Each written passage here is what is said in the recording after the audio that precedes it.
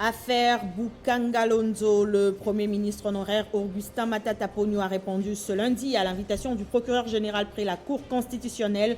Ces auditions devraient se poursuivre ce mardi 10 août pour plus d'éclaircissements sur certaines zones d'ombre.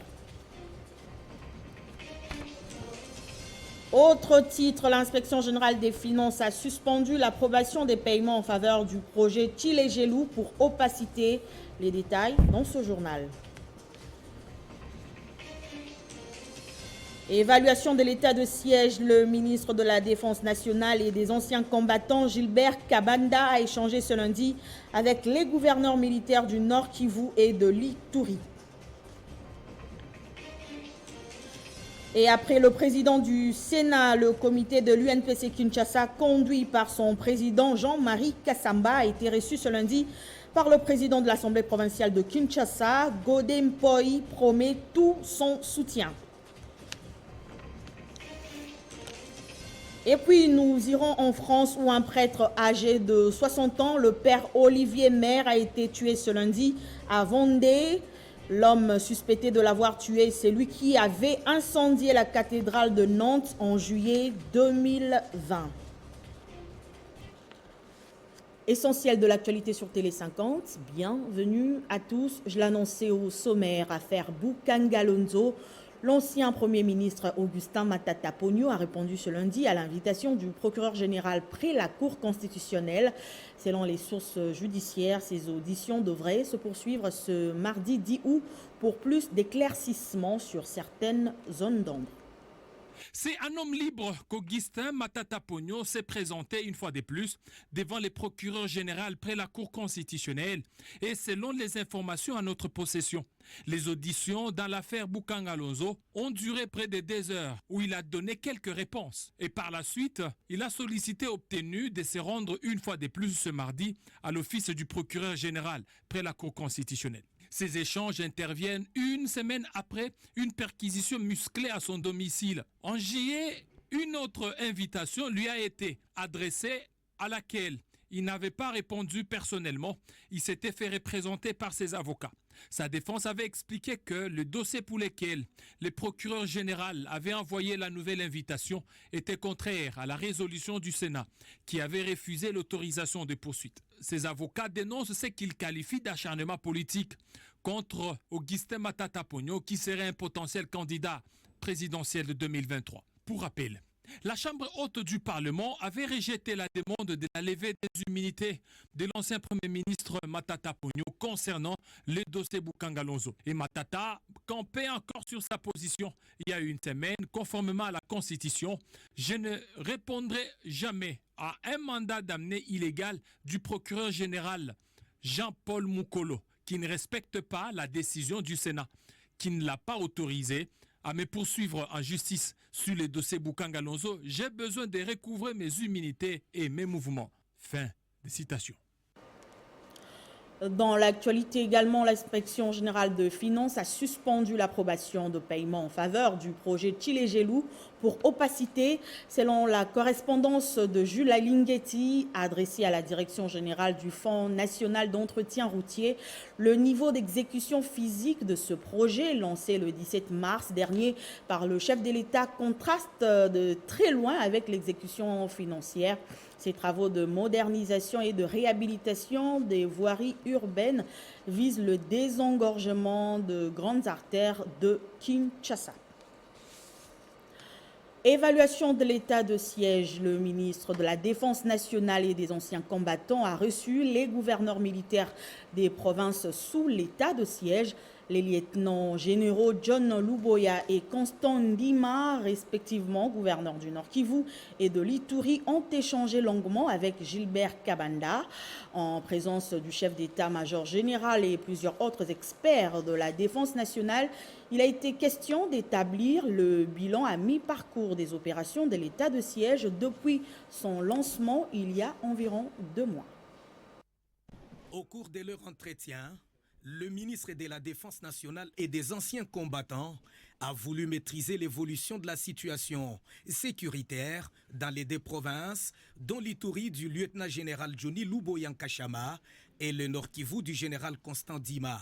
le chef de l'outil de la défense Gilbert Kabanda Kourenga, le chef d'état-major général, les généraux d'armée Célestin Bala Mounsensé et plusieurs autres experts du ministère de la Défense, tous très vigilants. La nécessité de la rencontre était d'établir un bilan à mi-parcours des opérations lancées depuis environ 2 mois déjà.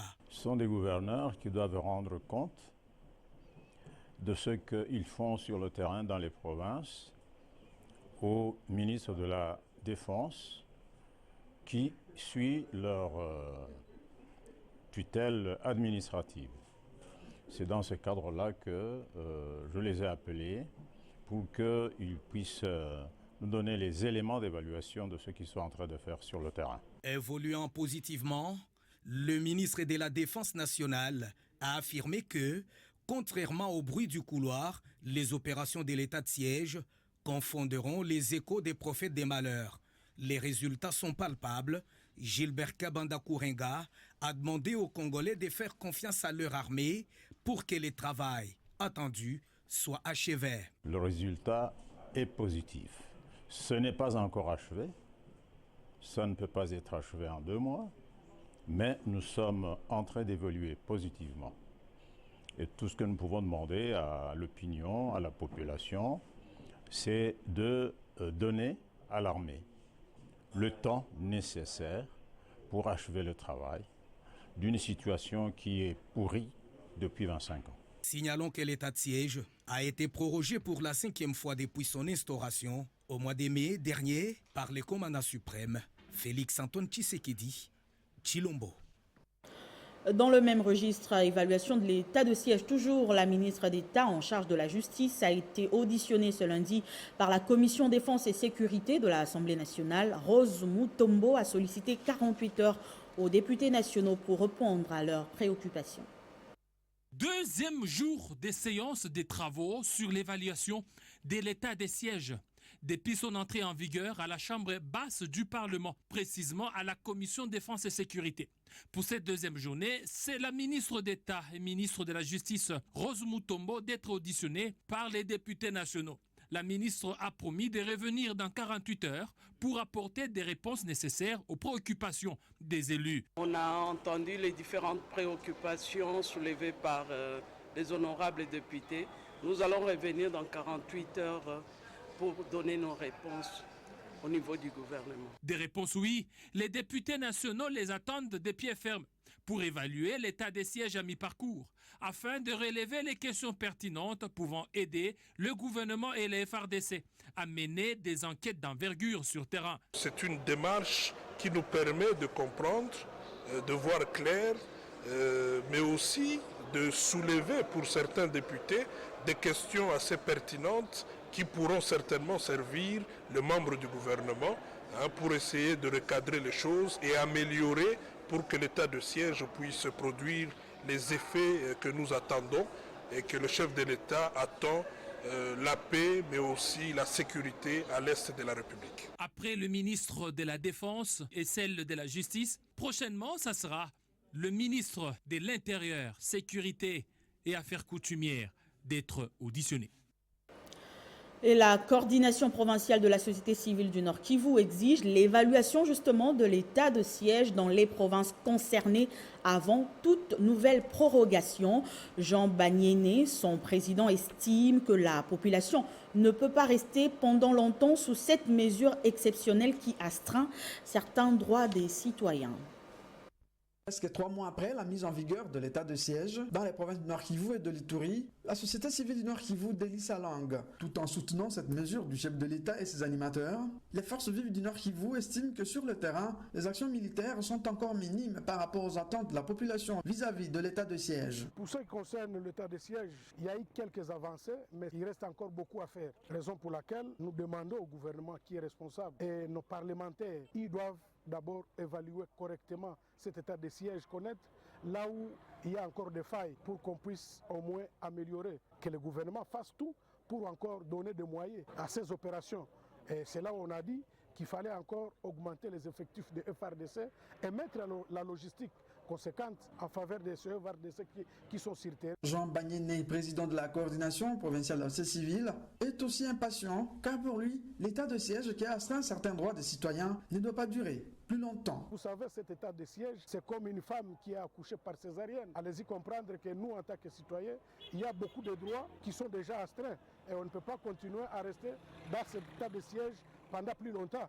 Donc nous, en tant que population, nous voulons vraiment que cet état de siège aboutisse à ces objectifs le plus tôt possible. Une évaluation de la situation sécuritaire faite à l'issue de la mise en place des nouveaux comités élus des coordinations de la société civile et dans la partie nord de la province Nord Kivu. Les forces vives du Nord Kivu sont d'avis que l'état de siège institué par le chef de l'État est une mesure salutaire pour arrêter la coulée de sang dans la partie est du pays, mais il faut un suivi permanent afin de pousser les animateurs aux résultats escomptés.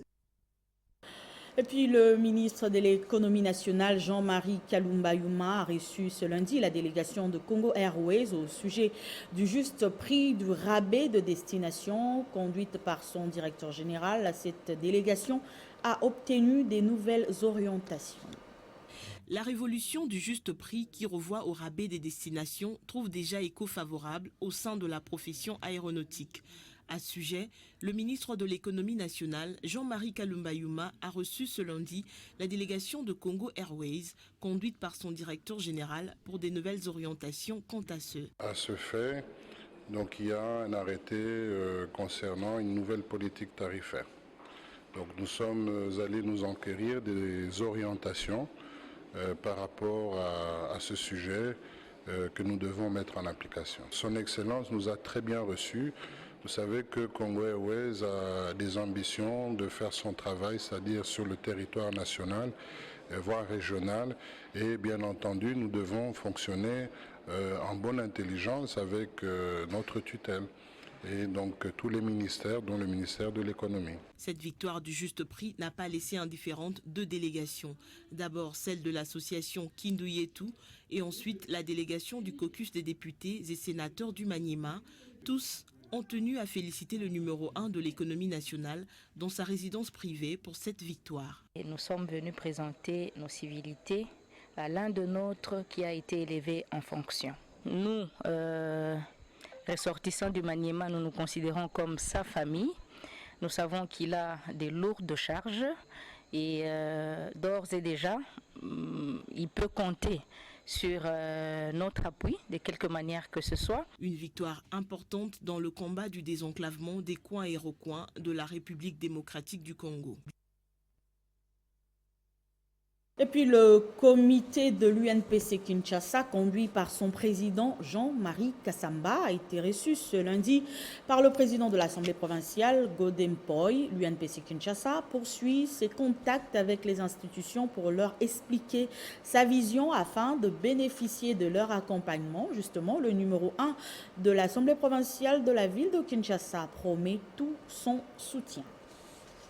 Dans le but de réchauffer les relations entre la corporation au niveau provincial et les institutions de la République démocratique du Congo, et aussi rechercher le fonds pour l'acquisition d'un siège digne de la corporation des journalistes, s'est lancé dans la quête de la recherche du respect que mérite la presse et la facilitation d'accéder à la bonne et vraie information pour combattre l'intox. Telles sont les priorités du comité UNPC Kinshasa dirigé par Jean-Marie Kasamba, qui a échangé ce lundi avec le président de l'Assemblée provinciale de Kinshasa, Godem Poy.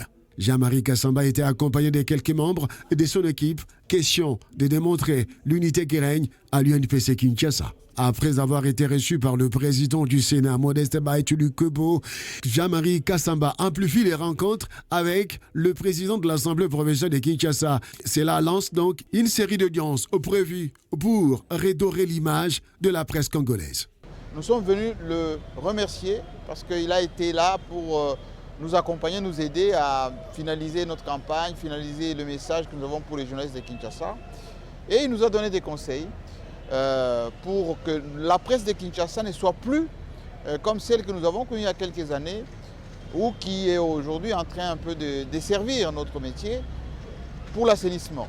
Et donc, nous lui avons donné notre détermination. Nous lui avons dit que nous allons travailler pour que cette presse soit de qualité. Cette presse ait les moyens de sa politique. Et le président Poy nous a promis, avec le gouvernement provincial, au niveau du gouvernorat, de voir dans la mesure du possible ce qui peut être fait pour que logistiquement l'UNPC ait un pied-à-terre. Professeur d'université de son État, le président de l'Assemblée provinciale de Kinshasa, Godin Poy, a démontré l'intérêt de la démarche menée par Jean-Marie Kassamba, celui de redonner du prestige à la profession des journalistes qui connaît à ces jours des moutons noirs. Après Godin Poy, Jean-Marie Kassamba et tout son comité s'est dit être déterminé pour continuer avec le plaidoyer dans le but d'atteindre l'objectif, redorer l'image de la presse quinoise. Lutte contre le blanchiment des capitaux et le financement du terrorisme ainsi que la prolifération des armes de destruction massive, la problématique était au centre d'un atelier de validation du plan d'action organisé par la cellule nationale de renseignement financier. La République démocratique du Congo s'est résolument engagée dans la lutte contre les blanchiments des capitaux et les financements du terrorisme dans le monde. La CNRF, cellule nationale des renseignements financiers, a organisé ce lundi un atelier de validation du plan d'action en matière de lutte contre les blanchiments des capitaux et les financements du terrorisme, ainsi que la prolifération d'armes de destruction massive. Le secrétaire exécutif de la CNRF a reconnu les efforts du gouvernement de la RDC dans la lutte contre ces fléaux, en insistant un cadre légal et juridique. La mise en place de mesures de lutte contre ces fléaux constitue non seulement un impératif moral, mais aussi une nécessité économique et sécuritaire. Elle est essentielle à la protection de l'intégrité du tissu économique. Consciente de cette triste réalité, la République démocratique du Congo s'est dotée de la loi portant lutte contre le blanchiment des capitaux et le financement du terrorisme, qui définit les cadres juridiques permettant la prévention, la détection et, les cas échéants, la répression des activités, des actes constitutifs de blanchiment des capitaux et de financement du terrorisme. De son côté, le ministre des Finances Nicolas Kazadi a recommandé aux participants à cet atelier à beaucoup de courage et de responsabilités pour que la RDC se conforme aux organes internationaux de lutte contre les blanchiments des capitaux et les financements du terrorisme dans le monde. Le travail est le vôtre, la responsabilité est la vôtre. Les applaudissements que je viens d'entendre à la fin du discours du secrétaire exécutif, je les perçois davantage comme un engagement, une prise de responsabilité pour remédier à cette situation. Le secrétaire exécutif l'a dit, un cadre légal ne suffit pas. Il faut plus que cela, il faut un engagement politique. Nomination de Léonard Mota comme président du conseil d'administration à l'Institut national de préparation professionnelle INPP et de Marcel Moukilinzolo, élevé au rang de ministre provincial du tourisme, décentralisation et affaires coutumières de la ville de Kinshasa. La communauté Teke se réjouit. Elle a à cette occasion organisé une cérémonie avec ses dignes fils, question de partager un petit verre. C'est un échantillon représentatif de la notabilité Tekeumbu qui s'est fixé rendez-vous dans la commune d'Endjili pour honorer deux de ses dignes fils promus dans les institutions publiques. Il s'agit de Léonard Motangaliema, nommé président du conseil d'administration à l'Institut national des préparations professionnelles, INPP, et de Marcel Mokili Ganzolo, élevé au rang de ministre provincial du tourisme, décentralisation et affaires coutumières de la ville-province de Kinshasa. Nous exprimons nos remerciements les plus sincères à son Excellence, Monsieur le Président de la République, Félix Antoine Tshisekedi Tshilombo, qui vient de nous réhabiliter dans nos droits. Car depuis 2006, aucun fils Tekeumbu n'a été élevé à la tête d'une institution nationale. C'est pourquoi nous réitérons notre soutien indéfectible au chef de l'État. Tout au long de son mandat, nous considérons que le président de la République a enfin honoré sa promesse tenue au chef coutumier de Kinshasa. En présence du chef coutumier, du questeur de l'Assemblée provinciale de Kinshasa et d'autres cadres, la communauté Tekeumbu a saisi l'occasion pour remercier la ministre de l'Emploi, Travail et Prévoyance sociale Claudine Doucy pour la nomination de l'un de leurs à titre intérimaire à la tête de l'UNPP, mais également le gouverneur de la ville de Kinshasa, Jean Tiningubila, pour l'élévation de Marcel Mokili au rang de ministre provincial du tourisme, décentralisation et affaires coutumières de la ville-province de Kinshasa. Elle a également réaffirmé sa détermination d'accompagner le chef de l'État Félix Antoine Tshisekedi Tshilombo jusqu'à sa réélection pour son second mandat. Et l'actualité en dehors de nos frontières nous emmène en France où un prêtre âgé de 60 ans, le père Olivier Maire, a été tué ce lundi en Vendée. L'homme suspecté de l'avoir tué, c'est lui qui avait incendié la cathédrale de Nantes en juillet 2020. Le suspect est âgé de 40 ans. Ce journal est terminé. Place au rappel de titre. Affaire Boukangalonzo, le Premier ministre honoraire Augustin Matata Ponyo a répondu ce lundi à l'invitation du procureur général près la Cour constitutionnelle. Ces auditions devraient se poursuivre ce mardi 10 août. Autre titre, l'inspection générale des finances a suspendu l'approbation des paiements en faveur du projet Tchilégelou. Et évaluation de l'état de siège, le ministre de la Défense nationale et des anciens combattants, Gilbert Kabanda, a échangé ce lundi avec les gouverneurs militaires du Nord Kivu et de l'Ituri. Et après le président du Sénat, le comité de l'UNPC Kinshasa, conduit par son président Jean-Marie Kassamba, a été reçu ce lundi par le président de l'Assemblée provinciale de Kinshasa, Godempoy, qui promet tout son soutien.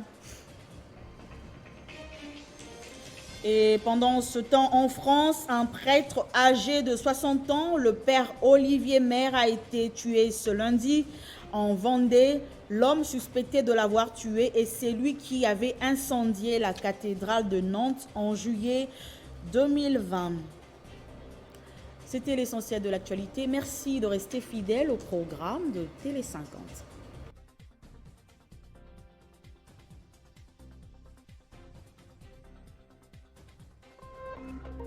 Téléchargez les infos Télé 50 sur www.tele50.cd. Le commissariat général en charge de l'environnement et aménagement informe les Quinoises et Quinois de l'opérationnalisation de l'unité spéciale pour la protection de l'environnement, USPE en sigle.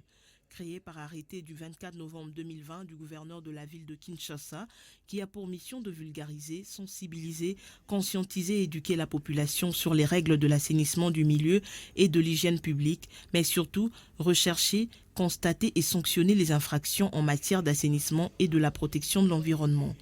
À l'occasion, l'USPE mènera une campagne de sensibilisation sur les mesures collectives d'assainissement de la ville de Kinshasa à dater de ce 10 août 2021 et ce, conformément aux prescrits des édits numéro 003 du 9 septembre 2013 relatif à l'assainissement et à la protection de l'environnement et numéro 005 du 9 octobre 2012 portant réglementation relative aux nuisances sonores. Il s'agit notamment de la responsabilité de tout propriétaire et occupant des terrains bâtis et non bâtis d'assainir son milieu environnant jusqu'à 10 mètres à franc de rue de limite de sa propriété et de garder son environnement dans un état permanent de propreté. L'interdiction d'abandonner des épaves de véhicules automobiles ou d'ériger le long des artères de la ville des garages de fortune, kiosques, terrasses, restaurants fabriqués ou dépôts des matériaux de construction, notamment du sable, des briques concassées, moellons et autres produits dérivés. Interdiction des tapages nocturnes et diurnes qui troublent la quiétude et la tranquillité de la population environnante. À ce sujet, les alertes d'assainissement seront déposées chez les fautifs et un délai leur sera accordé pour prendre les dispositions urgentes en vue de se conformer à la réglementation. Passé ce délai, le contrevenant s'exposeront aux sanctions et mesures contraignantes de l'unité spéciale pour la protection de l'environnement qui infligera des amendes transactionnelles. Fait à Kinshasa le 4 août 2021, Laetitia Bena Kabamba.